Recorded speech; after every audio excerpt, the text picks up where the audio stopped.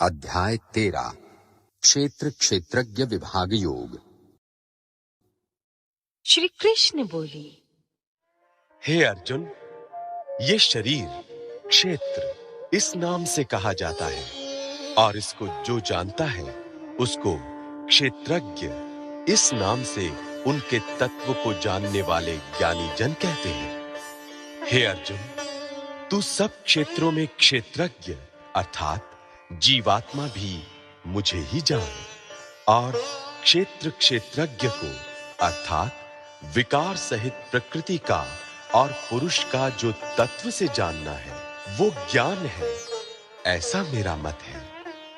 वो क्षेत्र जो और जैसा है तथा जिन विकारों वाला है और जिस कारण से जो हुआ है तथा वो क्षेत्रज्ञ भी जो और जिस प्रभाव वाला है वो सब संक्षेप में मुझसे सुन। ये क्षेत्र और क्षेत्रज्ञ का तत्व ऋषियों द्वारा बहुत प्रकार से कहा गया है और विविध वेद मंत्रों द्वारा भी विभाग पूर्वक कहा गया है तथा भली भांति निश्चय किए हुए युक्त युक्त ब्रह्म सूत्र के पदों द्वारा भी कहा गया है। 5 महाभूत अहंकार, बुद्धि और मूल प्रकृति भी तथा 10 इंद्रियां, एक मन और 5 इंद्रियों के विषय अर्थात शब्द, स्पर्श, रूप, रस और गंध तथा इच्छा, द्वेष, सुख, दुख, स्थूल देह का पिंड, चेतना और धृति, इस प्रकार विकारों के सहित ये क्षेत्र संक्षेप में कहा गया।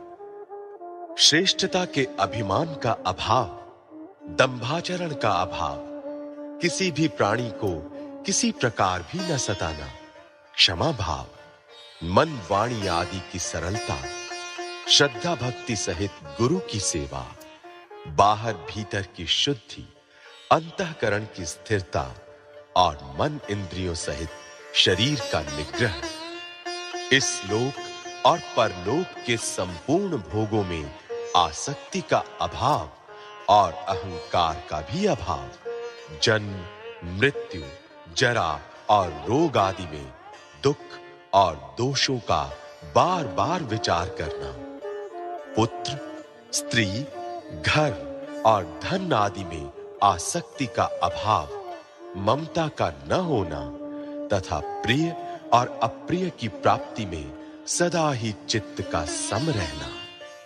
मुझ परमेश्वर में अनन्य योग के द्वारा अव्यभिचारिणी भक्ति तथा एकांत और शुद्ध देश में रहने का स्वभाव और विषयासक्त मनुष्यों के समुदाय में प्रेम का न होना, अध्यात्म ज्ञान में नित्य स्थिति और तत्व ज्ञान के अर्थ रूप परमात्मा को ही देखना, ये सब ज्ञान है और जो इससे विपरीत है वो अज्ञान है, ऐसा कहा है। जो जानने योग्य है तथा जिसको जानकर मनुष्य परमानंद को प्राप्त होता है उसको भली भांति कहूंगा।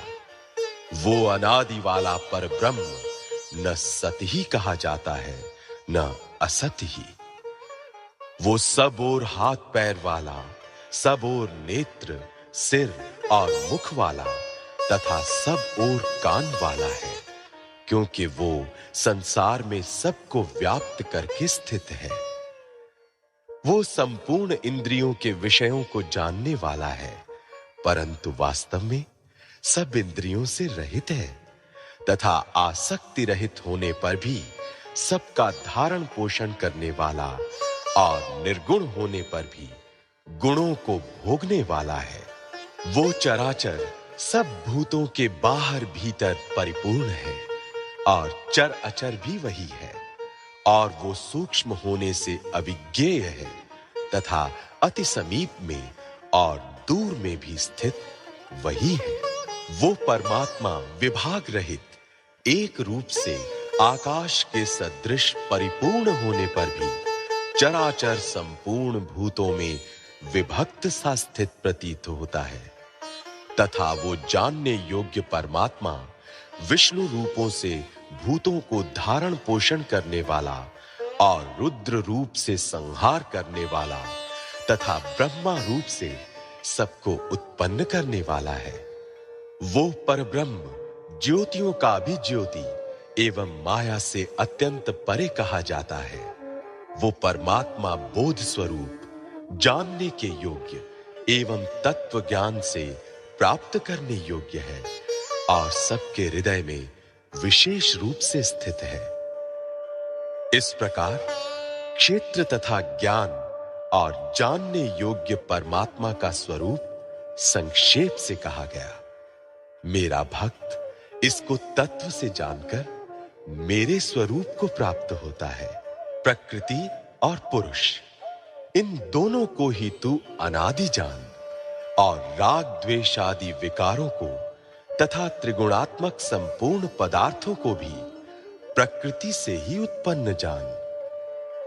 कार्य और करण को उत्पन्न करने में हेतु प्रकृति कही जाती है और जीवात्मा सुख दुखों के भोक्तापन में अर्थात भोगने में हेतु कहा जाता है। प्रकृति में स्थित ही पुरुष प्रकृति से उत्पन्न त्रिगुणात्मक पदार्थों को भोगता है और इन गुणों का संग ही इस जीवात्मा के अच्छी बुरी योनियों में जन्म लेने का कारण है। इस देह में स्थित ये आत्मा वास्तव में परमात्मा ही है। वही साक्षी होने से उपदृष्टा और यथार्थ सम्मति देने वाला होने से अनुमंता, सबका धारण पोषण करने वाला होने से भर्ता, जीव रूप से भोक्ता, ब्रह्मा आदि का भी स्वामी होने से महेश्वर और शुद्ध सच्चिदानंद घन होने से परमात्मा, ऐसा कहा गया है। इस प्रकार पुरुष को और गुणों के सहित प्रकृति को जो मनुष्य तत्व से जानता है, वो सब प्रकार से कर्तव्य कर्म करता हुआ भी फिर नहीं जन्मता। उस परमात्मा को कितने ही मनुष्य तो शुद्ध हुई सूक्ष्म बुद्धि से ध्यान के द्वारा हृदय में देखते हैं, अन्य कितने ही ज्ञान योग के द्वारा और दूसरे कितने ही कर्म योग के द्वारा देखते हैं अर्थात प्राप्त करते हैं। परंतु इनसे दूसरे अर्थात जो मंद बुद्धि वाले पुरुष हैं, वे इस प्रकार न जानते हुए दूसरों से अर्थात तत्व के जानने वाले पुरुषों से सुनकर ही तदनुसार उपासना करते हैं और वे श्रवण परायण पुरुष भी मृत्यु रूप संसार सागर को निस्संदेह तर जाते हैं। हे अर्जुन, यावन मात्र जितने भी स्थावर जंगम प्राणी उत्पन्न होते हैं, उन सब को तू क्षेत्र और क्षेत्रज्ञ के संयोग से ही उत्पन्न जान। जो पुरुष नष्ट होते हुए सब चराचर भूतों में परमेश्वर को नाश रहित और समभाव से स्थित देखता है, वही यथार्थ देखता है। क्योंकि जो पुरुष सब में समभाव से स्थित परमेश्वर को समान देखता हुआ अपने द्वारा अपने को नष्ट नहीं करता, इससे वो परम गति को प्राप्त होता है। और जो पुरुष संपूर्ण कर्मों को सब प्रकार से प्रकृति के द्वारा ही किए जाते हुए देखता है और आत्मा को अकर्ता देखता है, वही यथार्थ देखता है। जिस क्षण ये पुरुष भूतों के पृथक-पृथक भाव को एक परमात्मा में ही स्थित तथा उस परमात्मा से ही संपूर्ण भूतों का विस्तार देखता है, उसी क्षण वो सच्चिदानंद घन ब्रह्म को प्राप्त हो जाता है। हे अर्जुन, अनादि होने से और निर्गुण होने से ये अविनाशी परमात्मा शरीर में स्थित होने पर भी वास्तव में न तो कुछ करता है और न लिप्त ही होता है। जिस प्रकार सर्वत्र व्याप्त आकाश सूक्ष्म होने के कारण लिप्त नहीं होता, वैसे ही देह में सर्वत्र स्थित आत्मा निर्गुण होने के कारण देह के गुणों से लिप्त नहीं होता। हे अर्जुन, जिस प्रकार एक ही सूर्य इस संपूर्ण ब्रह्मांड को प्रकाशित करता है, उसी प्रकार एक ही आत्मा संपूर्ण क्षेत्र को प्रकाशित करता है। इस प्रकार क्षेत्र और क्षेत्रज्ञ के भेद को तथा कार्य सहित प्रकृति से मुक्त होने को जो पुरुष ज्ञान नेत्रों द्वारा तत्व से जानते हैं, वे महात्मा जन परम ब्रह्म परमात्मा को प्राप्त होते हैं।